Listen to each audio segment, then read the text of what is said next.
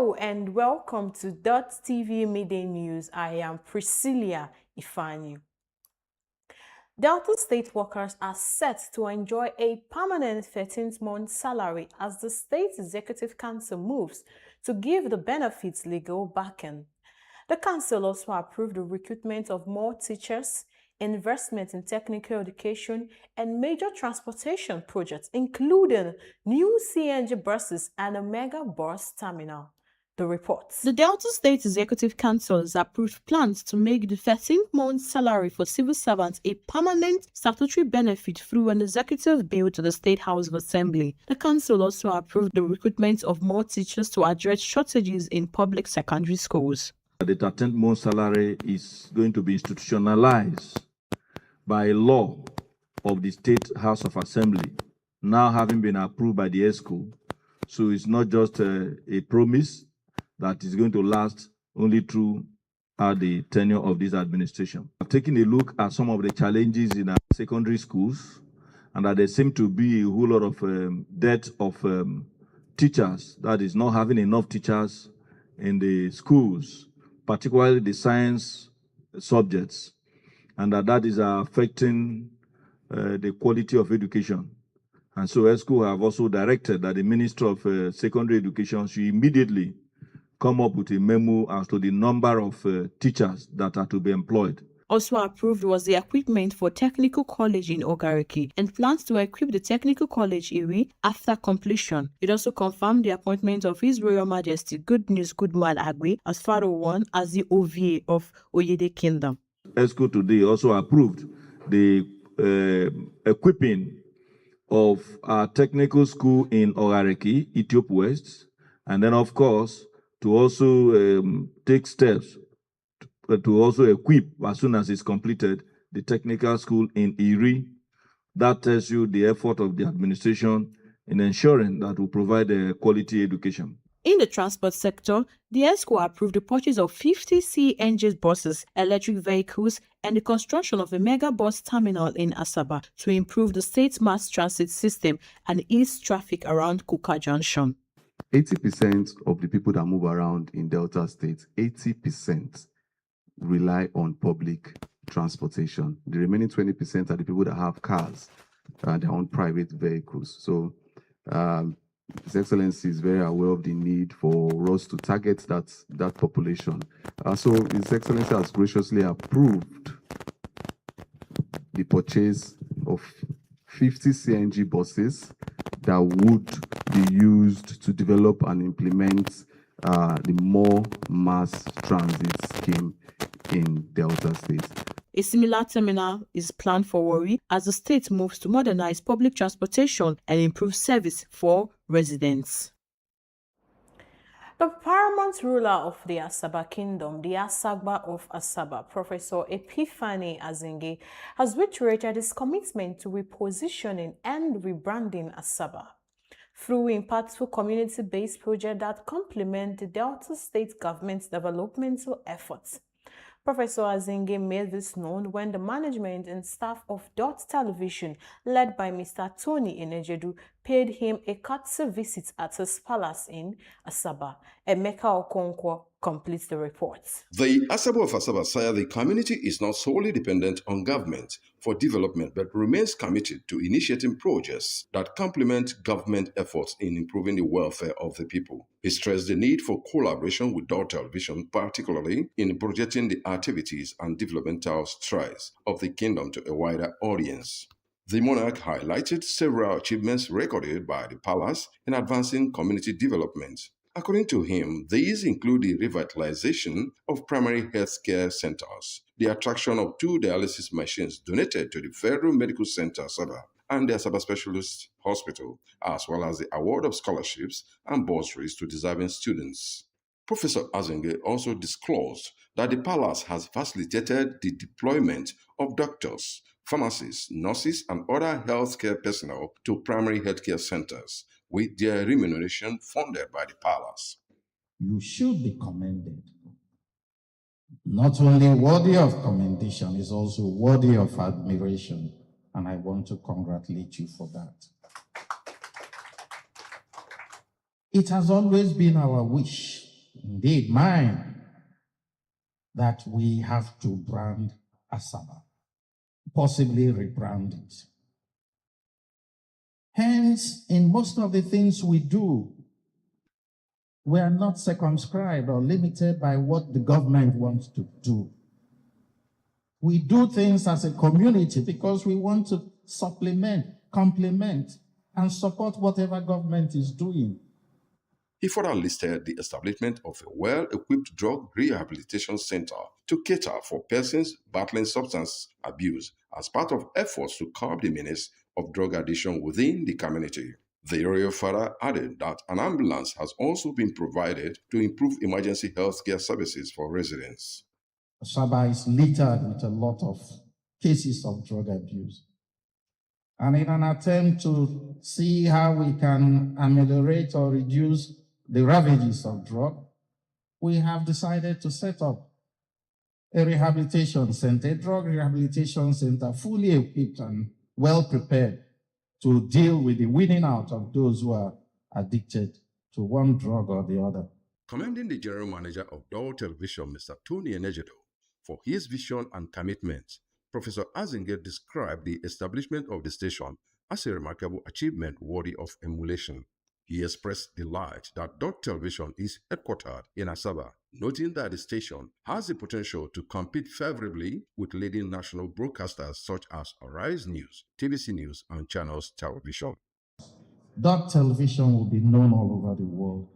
People will be rushing to come and have an interview or any other thing. Governments will look for you. They will come to you because with you and through you, their matters will just be propagated and promoted to the best of your ability. So I want to congratulate you profusely. Pray for you that it should be well with you. Earlier, the leader of the delegation, Mr. Tony Enejedo, said the visit was to formally introduce Dott Television to the royal father and seek his blessings as the station begins operations. He assured the Asaba that Dott Television would always partner with the palace in promoting its programs and activities through professional and responsible broadcasting. We are already test running. I believe in God that very soon we will have a channel on DSTV that is as fast as that. But if you go to YouTube right now, we are streaming live. Our news for 12 o'clock and for 4 o'clock is always live. Emeka Okonkwo, Dott TV News. The Delta State government, through the Ministry of Humanitarian Affairs, has marked its first International Albinism Awareness Day, reaffirming its commitment to inclusion, equality, and the protection of persons with albinism. The event, with the theme Proudly in My Skin, brought together government officials, advocacy groups, and persons with albinism to celebrate diversity and promote equal opportunities for all. Victoria Monday tells us more. The celebration underscored the dignity, rights, and abilities of persons with albinism.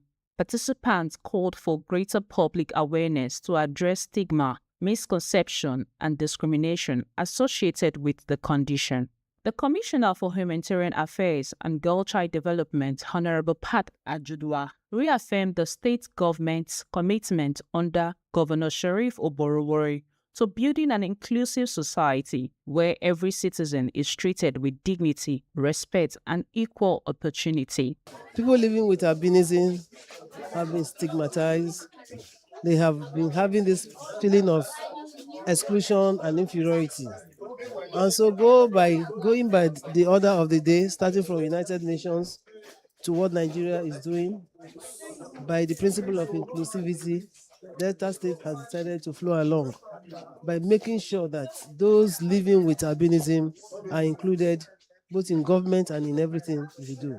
Today on, people living with albinism are free to exercise and express their rights in Delta State. Stakeholders also call for improved access to healthcare, quality education, employment, and stronger protection against discrimination. They urge families, schools, and community to embrace and support persons with albinism, while promoting inclusion and equal participation. We appreciate the Ministry of Humanitarian Affairs. I know there's a lot more that can be done, but the awareness has been created today. A number of people will see it will now begin to make come up with plans and programs to support this initiative. The awareness has to go to every nook and cranny, churches, schools, so that the parents will also hear about it. Once they are aware, they can always go to the Ministry of Humanitarian Affairs to get more information on what they can do to help the children. Albinism is not something contagious. It's just an impairment. It's something that had to do with the pigmentation in the system. And we need to understand that whatever color that you have, whether you are with albinism or you are dark or whatever color that you have, we should be proud of it. Persons with abeism at the event expressed appreciation to the Delta State government for recognizing their challenges and celebrating their achievements. They described the event as a step forward in raising awareness, challenging stereotype, and boosting confidence. As the Delta State joined the global push for the rights and inclusion of persons with abeism, stakeholders say sustained awareness, education, and public support are key to ending discrimination and ensuring equal opportunities for all. Reporting from Asaba, Victoria Monday, Dott TV News. And now to Edo State, where police in Edo State have arrested a 46-year-old man, Osaze Okombua, for allegedly posing as a medical doctor, delivering babies and trafficking newborns. His arrest followed a complaint by a woman who reported that her baby went missing after delivery. The suspect admitted he was not a qualified doctor, saying he only trained as an auxiliary nurse, claiming the baby died while being taken to another hospital for incubation and was later buried, denying any involvement in selling the child. The baby's mother, however, said she heard her baby cry after delivery and believes the child is still alive. Edo State Police Command says investigations are ongoing and the suspect will be charged to court after they are concluded. Elsewhere, emergency responders have contained a major fire at the Bono Energy Terminal in the Coconut area of Apapa, Lagos. The blaze, which started around noon on Friday, engulfed a 5 million litre automatic gas oil storage tank.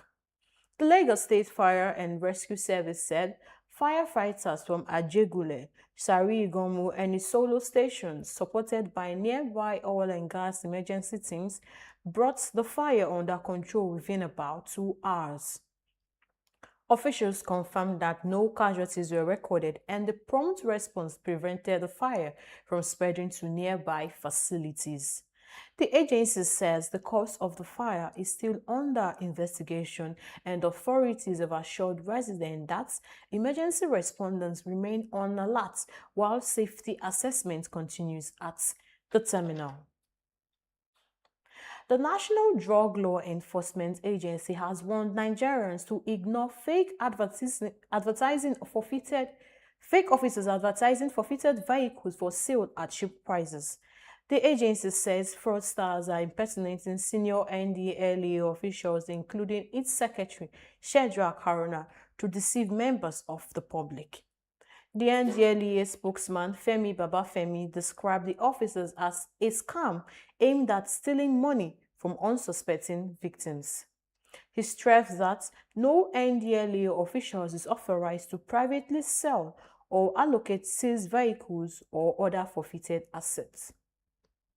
According to the agency, all forfeited assets are disposed of only through transparent public auctions conducted by government-approved auctioneers and widely advertised in national newspapers and official NDLEA channels. The public is urged to report any suspicious offers to the nearest NDLEA office or through its official communication channels. Still ahead on the midday news, EFCC arraigns 2 brothers in court over land matters in Port Harcourt. Also, Families of hundreds of Nigerians abducted by terrorists and bandits say they feel abandoned as government rescue efforts stalls. Plus, foreign stories coming up after this time out. Please stay with us.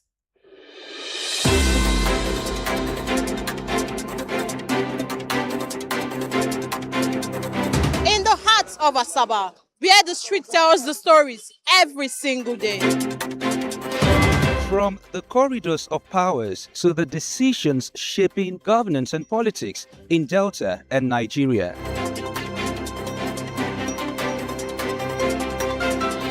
From traders counting every naira to families battling rising costs and uncertain times.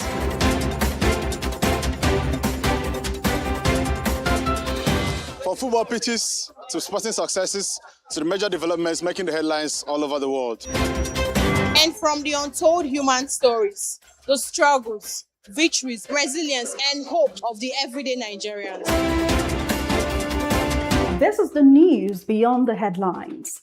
Dott TV News are your trusted window to stories that truly matter to the people.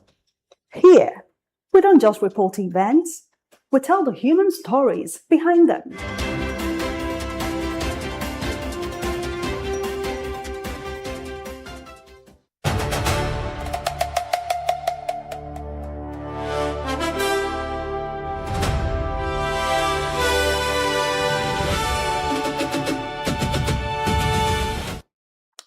Thanks for still being there. Now to the rest of our stories. Two brothers, Cypri Wanlezi and Smart Wanlezi, have been arraigned by the Economic and Financial Crimes Commission before the Federal High Court in Port Harcourt over alleged land fraud. The siblings are facing a 5-count amended charge of conspiracy and obtaining 3.2 million naira by false pretense through the alleged sales of parcels of land in Igboeche, Rivers State. They both pleaded not guilty. According to the EFCC, the defendants allegedly claimed they had valid titles to the properties and induced Franklin Nwachukwu to buy them, collecting 2.75 million naira and 450,000 naira respectively.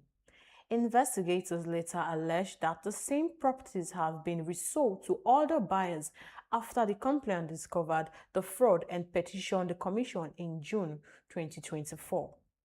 Justice S.D. Pam granted Cypri Wanlezi bail in the sum of 500,000 naira with one surety, while Smart Wanlezi was granted 50,000 naira bail with one surety. Both defendants were ordered remanded pending the fulfillment of their bail conditions, and the case was adjourned until September 17, 2026 for the commencement of trial. Families of hundreds of Nigerians abducted by terrorists, bandits, and gunmen across several states say they have been abandoned as government rescue efforts appears to have been stalled. Months after the kidnappings, many families report receiving little or no information from security agencies, while some continue to receive ransom demands or brief proof of life messages from their loved ones. The reports highlight ongoing cases in Kwara, Borno State, Zamfara State, Kaduna State, Ekiti State, Osun, Sokoto, and Benue, where women, children, worshippers, students, and travelers remain in captivity. Some relatives say captives have died from illness, hunger, or harsh conditions, while others remain missing despite ransom payments or negotiations.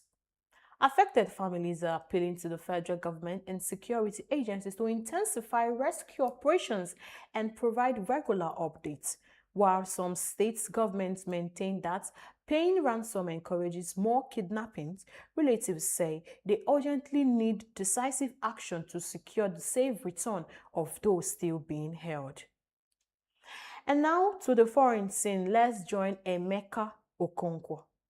Outgoing UK Prime Minister Keir Starmer says his successor will not be able to spend less time on foreign affairs, arguing that global crisis and domestic policy are now deeply linked. Speaking in an interview, he insisted Britain's international responsibilities cannot be separated from internal priorities. Starmer, who is due to step down after about 2 years in office, rejected the idea that a future leader could focus mainly on domestic issues. He said Britain is operating in a more volatile world and highlighted support for Ukraine and international coalitions as key achievements of his government.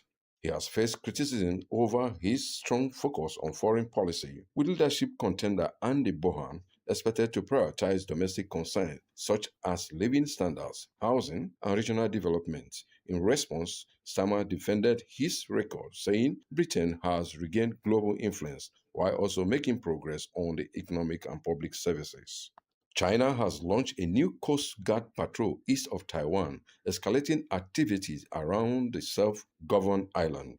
Beijing said the operation is part of law enforcement patrols to strengthen what it calls its jurisdictional waters as it continues to assert its claim that Taiwan is part of China.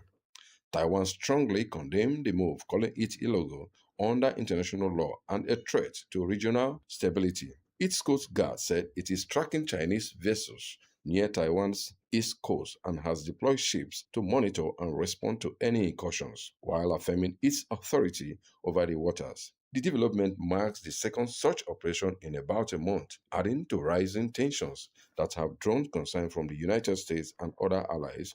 China has increasingly used Coast Guard deployments alongside near daily military activity around Taiwan, raising fears of further escalation in the region. In the Israeli-occupied West Bank village of Jalut, Palestinian resident Mohammad Salamet says Israeli settlers took over his unfinished family home. Video shows settlers moving inside and on the roof of the two-story building while construction was still ongoing. Salama says he reported the incident to Israeli military and police but received no effective protection.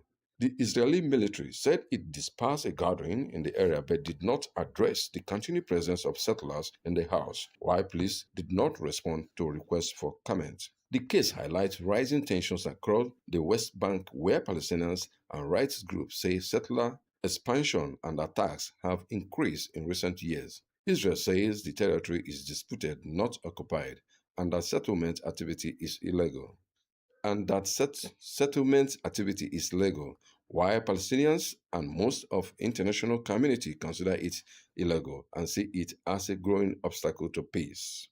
A Ukrainian woman has been identified as the main suspect in the Monaco bombing that targeted Ukrainian businessman Vadim Yaroslav. Prosecutors say 39-year-old Anastasia Bereskov disguised herself as a man during the attack before fleeing through France to Italy in a rented Germany-registered vehicle. An Interpol red notice has been issued as authorities continue an international manhunt. Investigators say the bombing was carefully planned and likely involved more than one person because of the sophistication of the explosive device. Security footage reportedly shows the suspect scouting the area several times before remotely detonating the bomb as the victims returned home from dinner.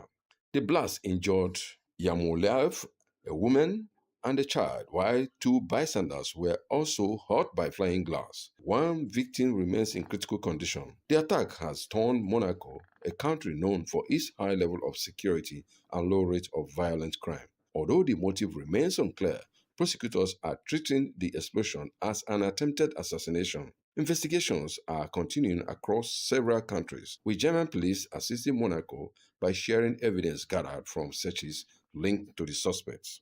Large crowds gathered at a major prayer complex as week-long funeral ceremonies began for Iran's supreme leader, Emeka Okonkwo, reporting for Dott TV News.